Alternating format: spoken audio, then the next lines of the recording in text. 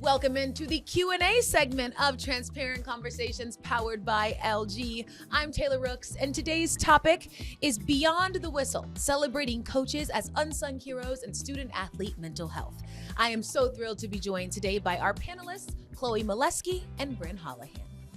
Welcome into the Q&A segment of Transparent Conversations powered by LG. I'm Taylor Rooks, and today's topic is Beyond the Whistle, celebrating coaches as unsung heroes and student-athlete mental health.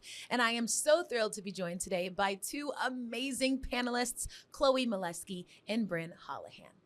All right, let's get to the questions. What do you say? First up, what is one lesson from your sporting career that has served you best in your personal life? At least for me, I had a coach in my career that really, the one thing that he would say every practice would just be like, sometimes like at least for me, like at certain points in my career, like just getting through practice was just, the thought of it was very overwhelming to me. And that was actually the case for a lot of other people too.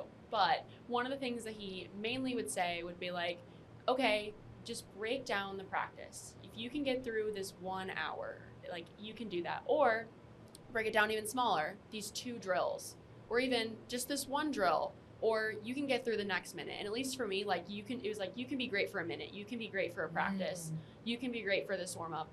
And at least for me, when they were really just said that every day and like really broke it down, at least for me, I was like, oh yeah, I can be great for this 1 drill. I can be great for this 1 practice. And at least for me, just being able to like break up my day, and even as small as like the minute, really helped me a ton. And even just in lacrosse, but also in my life, I still use that now. Yeah, I love that. And I see how that would really translate to just the day-to-day personal things that we do. Definitely. I'm going to take that piece of advice. What about you, Chloé? Yeah, I would say also like similar, the power of presence, right? Like you can't perform if you aren't present.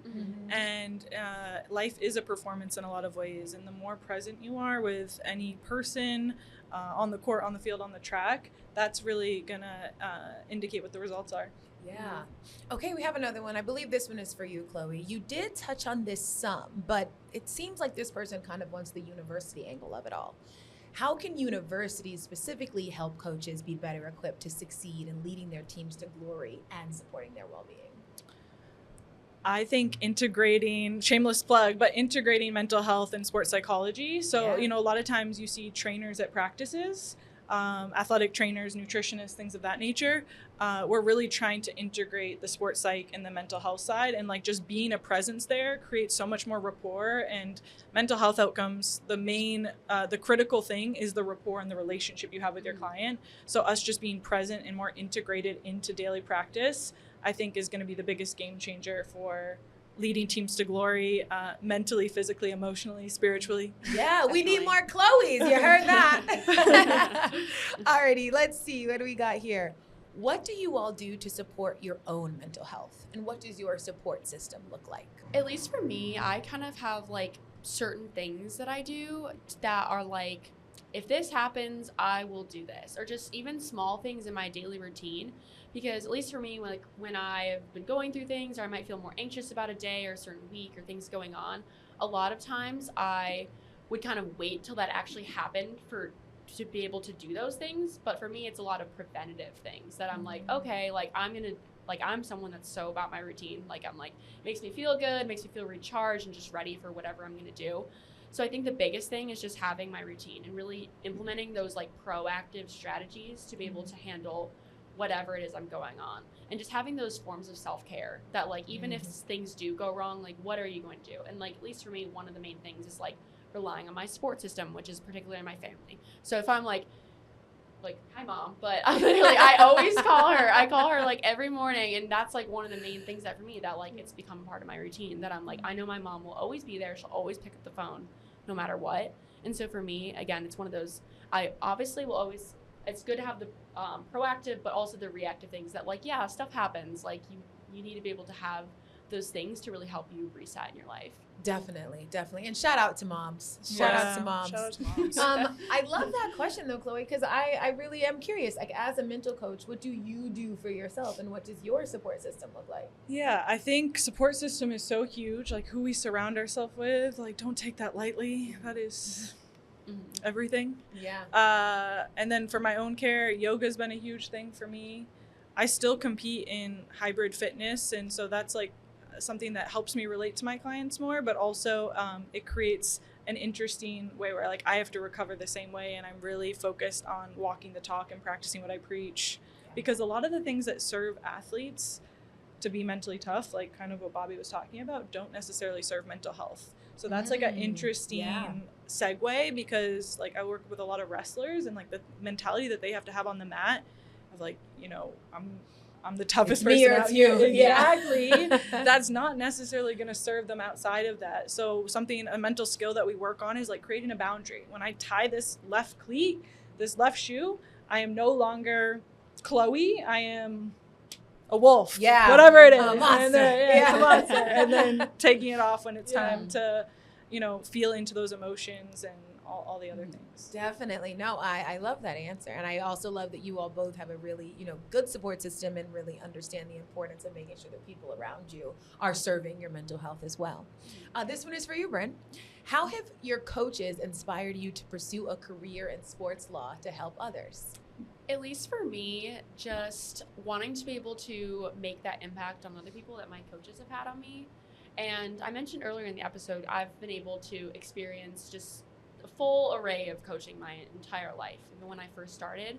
So being able to kind of take those experiences and really use them in my career, but also just especially pursuing a career in sports, that I'm like, okay, I want to be able to take away those lessons, because a lot of times people think that those are like just for lacrosse or just for sports, or, oh, here's advice on how to be a champion. But really, like, you can apply those things to be a champion in life too, and really apply that to your work life, but also your family and just your personal growth. And for me, I want to be able to take those things away and really use it to like elevate myself in my career and like get to a place where like I'm also successful, but also making the people around me successful as well, and really like supporting those around me like that. Yes, Brynn. Okay. I love it. You're hired. All right, we have two more questions. This one's for you, Chloe. What was your transition like from student athlete to mentor to then coach? It's been very fluid. Like, I think I still utilize my lived experience as an athlete serves me so well in what I do now, and I don't know how I would relate to athletes if I didn't have that lived experience. And then mentor, coaching, it's so much harder than I thought, right? Like, I think we, as kids and as student athletes in college, we think we get it, but you don't. There's so many moving parts, and especially as college sports becomes more of a business, it's really interesting to see the administrative side and all of the back end stuff that goes into it.